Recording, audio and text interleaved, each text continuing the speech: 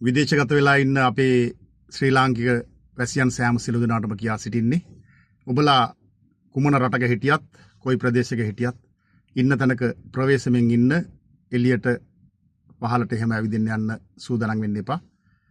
ඉතින් ප්‍රවේශමෙන් ඉන්න අපි ඔබට ආශිර්වාද කරනවා ඔබ හැමදෙනාම ආරක්ෂා වේවා කියලා.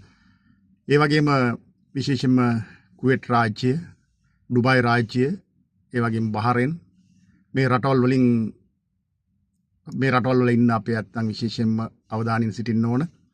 මේ වෙනකොට රටවල් කීපයකම මෙම යුදමය තත්ත්වය විකාශය වෙලා කියලා තමයි අපිට දැනගන්න ලැබුණේ. ලංකාවේ ඉඳගෙන අපි හොයලා බලනවා.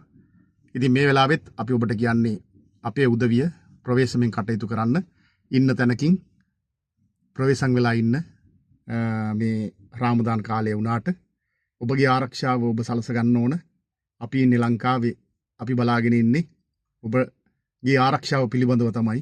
ඒක නිසා හැමදෙනාගේම ඉල්ලා සිටිනවා පුළුවන්ම තරම් ප්‍රවේශමෙන් ඉවසීමෙන් වැඩ කටයුතු කරන්න.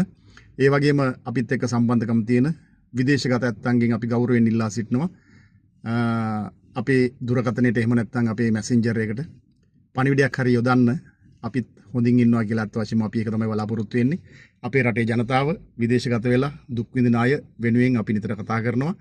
ඉතින් ඒ වෙනුවෙන් කතා කරන හැම දිනකටම අපි ගෞරවයෙන් යුතුව ස්තුතිවන්ත වෙනවා. වගේම නැවත වාරයක් ත්‍රිවිධ රත්නයේ ආශිර්වාදය, දෙවියන්ගේ දේව රැකවරණය, ඒ වගේම ඔබ රකින්නා වූ ආගම්වල ශාස්ත්‍රුන් වහන්සේලාගේ ඒ වගේම ආගම්වල බලයේ ශක්තිය ඔබට ලැබෙයි. ඔබ සෑම සිළු දෙනාම ආරක්ෂා වේවා කියලා අපි ප්‍රාර්ථනා කර සිටිනවා. නැවතත් මා කියා සිටින්නේ ඉන්න තැනක ප්‍රවේශමෙන් ඉන්න අපේ ආරක්ෂාව අපි සලසා ගත යුතුයි. ඔබ සෑම සිළු දෙනාම ආරක්ෂා වේවා.